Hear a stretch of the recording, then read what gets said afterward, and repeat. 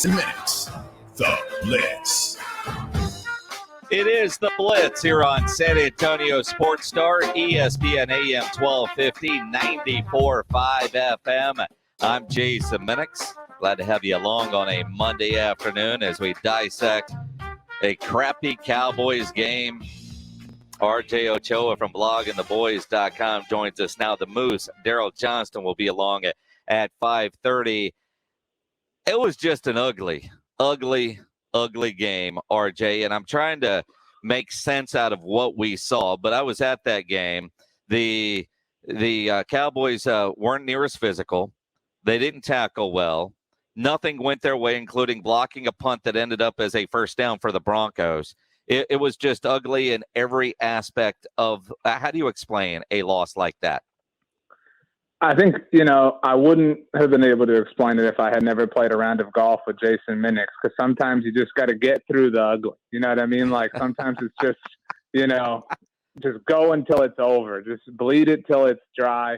And that's what it was. I don't want to play revisionist and say, it felt off from the beginning, but it kind of did when you look back on it. Dak was under pressure, not getting the fourth down didn't bode well. I support the decision. I know you and your negative Nancy self are probably like, no, you take the field goals and whatnot. But I mean, it's just sometimes you're off. Sometimes you're off. And I think the Cowboys thought they could just kind of sit and chill on cruise control. I think the win against the Vikings softens the blow from this because you already won one. You weren't supposed to, so you've kind of come out even in these games. But it's a wake-up call. It's a wake-up call that you don't win Super Bowls in October. It really is. And again, if you want to go sort of glass half full, if you will, the fact that it's an AFC team, it's not as costly of a loss as if it were to an NFC team or to an NFC East team. And it does feel like, to steal a line from Jeff Traylor in UTSA, the Cowboys have been eating all the cheese, and they paid for it in the form of the Denver Broncos. But I did find it interesting that a number of players said after the game yesterday that they needed that kind of a wake-up call. Mike McCarthy said today, that's BS.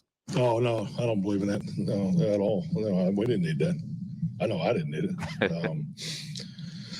We didn't need that. We've been playing good football. So I understand the feeling of it. But, there's other ways to get attention and refocus. And that's definitely not my preference. But it happened. So you look at the game yesterday from the start, 0 for 3 on fourth down conversions. And again, at some point, especially early, do you take the 3? Do you punt? I mean, you believe in your team. But I got to say, Terrence Steele, as well as that kid has played at right tackle, he was a turnstile at left tackle. I mean, you go back and watch the film, and where our seats are at the Cowboys game is the end zone. So it's like the all-22. I will say this about Terrence Steele. He is the nicest guy because every time he gives up a sack, he is the first one there to help the quarterback up. I wonder what he says to Dak. Oh, sorry, again.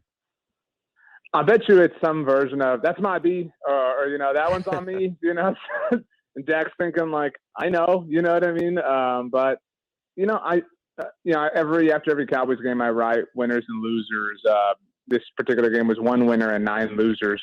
And I did not have Terrence Steele listed. And I know that kind of surprises a lot of people, but when you qualify what's a winner, what's a loser, I think context is there. I think expectation is there. And I think we all kind of thought this might not go well. You're flipping this guy, from the right side to the left side, the more difficult side. Mike McCarthy spoke about his time in Green Bay and how one of his offensive linemen there put the change as, wiping yourself with the other hand. And I don't mean like your mouth after you eat dinner, which is a difficult proposition, as anybody can certainly imagine. And so, they asked an enormous amount of a second-year undrafted free agent, and it blew up in their face. You know what I mean? And so what other result did you expect? I think that, as far as whether they needed it or not, I think that's something that's nice to say today. And you're right. It was certainly the least consequential sort of loss, and that it's an AFC team. It also worked out for the Cowboys that the Green Bay Packers lost. It also worked out for them that the Los Angeles Rams lost. It didn't work out that the Arizona Cardinals won, but fortunately they didn't lose a ton of pace.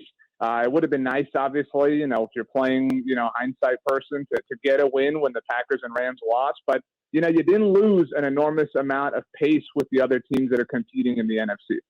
No, in fact, as we visit with RJ Ochoa from logintheboys.com, it was just a weird Sunday. It's to an AFC team, and all the quote-unquote contenders, not named Arizona, lost yesterday. I mean, it was just a weird day in the NFL. In fact, one of the segments this morning on ESPN, what was the bigger surprise? The Cowboys getting their butts kicked by the Broncos or Jacksonville beating Buffalo? And Jacksonville beating Buffalo was the biggest surprise. But you look around, it was just a strange day in the NFL, and the Cowboys were a part of that. Yeah, and I think a lot of people kind of, for a narrative, wanted that to be a week ago and be like, ooh, Halloween, it was spooky in the air, and all these big teams lost. But, you know, the Cowboys sometimes do not play well. You would know this because you've been to a lot of them with how it works out with your travel schedule. They don't typically play all too well in that noon slot. And, you know, you would have thought that this would have been a little bit more advantageous to them given that they had the extra hour of sleep, just like everybody involved. I know you love daylight savings time coming to an end, Jason, but I mean, Hate it. It's hard. I mean, and I think, you know, in thinking about the last loss like this, because I don't put any from last year in this kind of box. Last year they all go in this weird, everything was terrible box. So when you're managing the brutality of the loss relative to the expectation and the quality of the team, I think the last one that really felt like this might have been Chicago on the Thursday night after Thanksgiving 2 years ago. And you'll recall that right after, like in the moments after, I believe it was Jane Slater reported that the Cowboys had some interest in Urban Meyer as a future head coach, and all that fun started.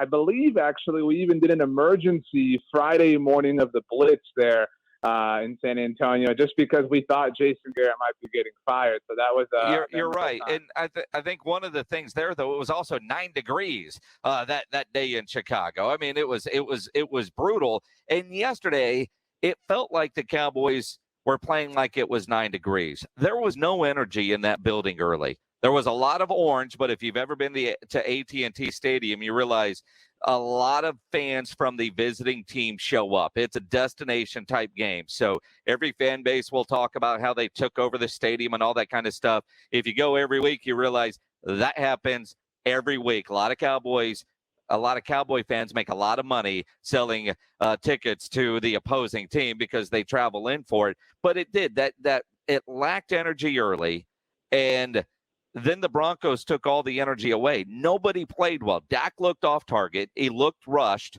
He looked a little rusty. But then you had even like Amari Cooper had his first drop of the year on a crucial third down play. Amari had the drops. CeeDee's had a case of the drops this year. Tony Pollard had a big-time drop. I mean, you're right. Like, sometimes you can't win for losing, and that's just kind of how it goes. You know, some days. And you know, like, we've all watched games like that. We've all watched seasons like that. Your Longhorns are certainly in a quarter century like that. But, you know, where nothing can go your way. Kingsbury. You know what I mean? Appreciate you. It's a game played with an oblong ball made out of leather. You know, so sometimes the pump block is kind of an example of that, where like you just can't get out of your own way. You can't even buy a break. And that's really what it felt like. And, you know, you said nobody played well. I would only combat that with, you know, I mentioned winners and losers. I had one winner, and it was Micah Parsons. He was the only person that looked, you know, like he really kind of gave it his all. He was fantastic in this game. And so, you know, that's tough. And that was nice given, you know, it was unfortunate that Patrick Surtain got hurt. You know, you really wanted to see him and kind of measure Mike up against him. Granted, they don't play each other since that was the player the Cowboys really wanted. But Micah played well, and that's a nice, you know, it makes the landing a little bit softer. I mean, it's a throw the game away and hope that it's the one aberration, the one outlier. But because these are the Cowboys, we've all been hurt too many times to the point that we're all wondering, is this the first pull of the thread? You know, is this the beginning? You know, was everything before this a mirage? And is the bottom starting to come out? That's I think, insecurity that's being tugged at right now. RJ Ochoa from logintheboys.com joining us here on the Blitz. And RJ, to piggyback on that last comment, I am not worried about the Cowboys offense finding their rhythm. I mean, you figure Dak has been off for a couple of weeks. He was under a little bit more pressure than he normally is, off target, rushing throws, and then you got receivers with the drops. But I am concerned about the defense, and we have talked about that a couple of times throughout this season that they've been living and dying by the turnovers. And because of the takeaways, they've masked a lot of the pimples on that defense. Yesterday, Denver ran all over them. Their run defense wasn't good yesterday. They didn't tackle they didn't tackle well at all. And in the passing game, I mean, Bridgewater looked like a Pro Bowler, and mainly because Diggs is going to gamble. And when Diggs gambles and gets an interception, we love it. When he gambles and doesn't get the interception, he's going to give up the big play. And you've just got to live with that as a Cowboy fan. But I am worried about this defense. Yeah, they've been very opportunistic to your point. This is a reference that I know you'll totally get. But it's kind of like the old school Super Smash Brothers. The Cowboys defense is Kirby. Like they got one move. That's all they can really do. And that move is the turnovers. And if they don't get it, they're just a normal average team. And it's not even just the turnovers. It's the big plays, the big tackles for losses, the sacks. And they got that early on. But when none of that's working, I mean, they're just average. And maybe average is enough. Like we've said a lot of times, right? Like if this defense can just be average, but average is definitely not enough when your offense is doing absolutely nothing. I don't want to be I'm lining up with my pitchforks, but I was bummed that the offense scored. I wanted them to get shut out. I wanted that shame to hang over them for a week. And so, I hate that it inflates things and makes it look like, well, it was just not. You got shut out as far as I'm concerned. You got skunked by the Denver Broncos. And so I put an enormous amount of blame on the defense. Out of curiosity, is Denver your fantasy football team defense? It's not. Okay. Actually, just it is the Cowboys, so I'm particularly bitter. But, I mean, again, I'm not at all caping for or going to bat for the defense. They were awful. But the Cowboys had a time of possession of 18 minutes. I mean, in an NFL game, that's not enough. And so, they really hung their average defense out to dry on a day that they played average. And so the recipe there is just not a good one. RJ Ochoa, bloggingtheboys.com. If you're going to lose, do it ugly. And they certainly did. You mentioned time of possession. Only 14 first downs in the game. They were surprisingly 5 of 13 on third downs, 0 of 4 on fourth down, only 290 yards of total offense for this high-octane Cowboys offense. Now, obviously, and Vic Fangio talked about it afterwards, copycat league. They've set the blueprint. It's such total BS. The Cowboys had a bad game, and as we sit here and talk about it, and it's been a long time since I was this mad after a Cowboy game, this angry. I mean, I was mad when I got home last night. I was mad when I woke up this morning. I'm still kind of surly about the way the Cowboys just flat out got their butts kicked, right? Mike McCarthy knew this was going to happen. I mean, Pledge, if you can find the audio from Friday, I think it was Friday, maybe Thursday, where Mike McCarthy was talking about the home field advantage at Texas Stadium and how he likes the noon game and all of that. Hindsight being 2020, I think Mike McCarthy was afraid of this game and that early start time because this is a group that's normally in the 3 o'clock window or in prime time and against an opponent that he can get them fired up for. Hard to get fired up for the Denver Broncos. I think a lot of people might say, Jason, you're stupid. That makes no sense at all. But I'm here to defend you. That's what I do.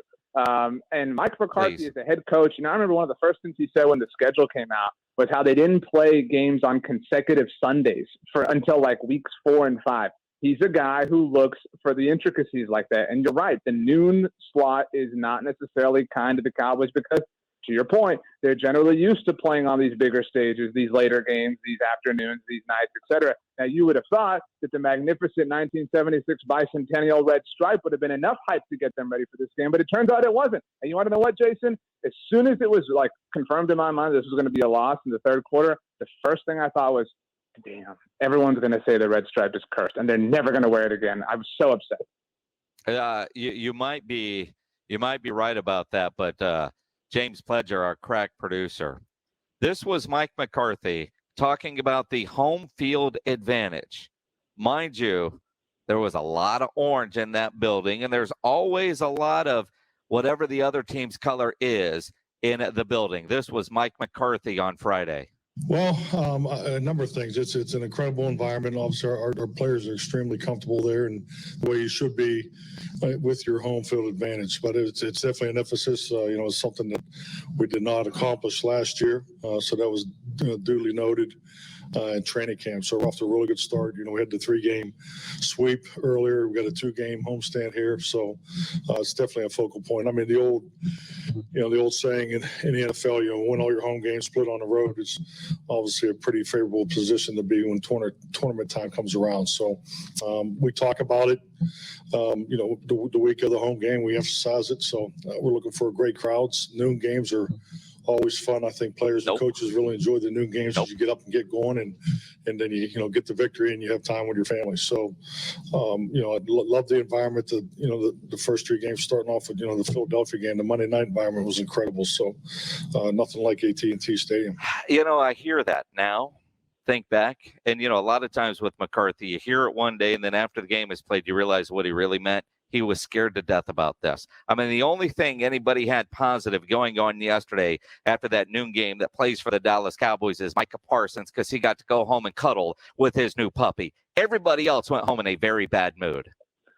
It's just, and again, you've been to a lot of them. Like, it's a different vibe at AT&T Stadium at noon, and it's certainly different from where Mike McCarthy has coached most of his career. I think you would support this, Jason. Lambeau Field, a noon game, has a very college-like atmosphere because of the environment, because of the way it is, the part of the country, et cetera. It's not like that. AT&T Stadium is, it's a theater, right? It's a theater. And so you don't show up to the theater for the matinee. You show up at night, when you want to get all loosey-goosey and have yourself a nice dinner right before. And so that isn't the case for this particular venue. RJ Ochoa from bloggingtheboys.com here on the Blitz. You mentioned the red stripe, and it turns out that was probably the best part of the game. The red stripe, the pregame ceremony with the flag, halftime with all the Medal of Honor winners, Lee Greenberg out there, and check out the new shirt. I'm really jealous. It's a great look. I wish they did it once a year, certainly around this time of year. Obviously, fantastic to have Lee Greenwood in the building. It looked sharp, looked awesome. It's a shame that, like I said, people are going to say, you know what, it's cursed, don't ever do it again, blah, blah, blah. It looked good. Bring it back every year as far as I'm concerned. I like the look with the red stripe. It is America's team, red, white, and blue. Go for it. And now you get to refocus. Mike McCarthy's got a lot to bitch about this week as they get ready for the Atlanta Falcons. Another home game, another noon start. You know what, though? We ran a study ourselves at Blogging the Boys this week. I wrote about it. Should be out sometime tomorrow. In games following double-digit point losses in Mike McCarthy's career. Now, to be fair, we did exclude the 2006 season when his first year as the head coach of the Packers. It's first year. You know what I mean? Like, you're getting your bearings. Okay. And we excluded last year for obvious reasons. So from 2007 through 2018, games following double-digit point losses for Mike McCarthy, the largest percentage of time, 31% of the time, his teams win by 14 or more points. So generally speaking, more often than anything else, Mike McCarthy rebounds with a big-time win after getting embarrassed like this. And so the Atlanta Falcons are a team that, kind of sets up for that. You kind of hope that this is a get-right game. This is a go dunk on them. Everybody score. Everybody get your 100 yards and your touchdown and whatever. Because after next week, Jason, as you well know, the gauntlet starts. You got to go to Kansas City. And then quickly after that, you got to turn around and play the Raiders on Thanksgiving. Rich Bisaccia and all the emotion that's involved there. And then 7 days later, you got to go to New Orleans and you got to play Trevor Siemian, who knows how that goes and whatnot. But is it still the gauntlet that we thought it was going to be when the schedule came out, or even August when you look at how well Kansas City is not playing, and you look at the Raiders who just lost to the damn New York Giants without Saquon Barkley, and you mentioned Trevor Siemian. I mean, honestly, the gauntlet isn't what it was. There's still going to be scary games, but not what we were thinking. And again, a loss like this to Denver might be the wake-up call that they needed. I would only say it's a gauntlet in the same sense, and maybe this is your point, that this game was difficult. The noon game, right? The noon game at home, those are 3 games in a highly compressed amount of time. And so that is a difficult proposition, no matter who the opponents are. 2 of those games are on the road. The turnaround, the only home game is maybe against the best of those 3 teams, right? Between the Raiders, the Chiefs, and the Saints. Very excited to see the Raiders and Chiefs play this week on Sunday Night Football. But it's tough. It's a tall order, and you're right. It doesn't look as scary as it did back in April or May. But it's definitely going to be tough, and it's definitely going to be something you have to survive, because your prize after that. And in this case, it actually is a prize as you get 4 out of your final 5 games against the aforementioned NFC East. RJ Ochoa from bloggingtheboys.com. He creates studies where the math works in his favor. I'm curious what the numbers were if you had kept both of those years in there. But, hey, why ruin a good story? And, again, as you talk about spinning numbers, can you make sense of what Houston Texans head coach David Culley had to say today? Well, we got no chance to win a football game. It doesn't matter who you play when you turn the ball over 4 times.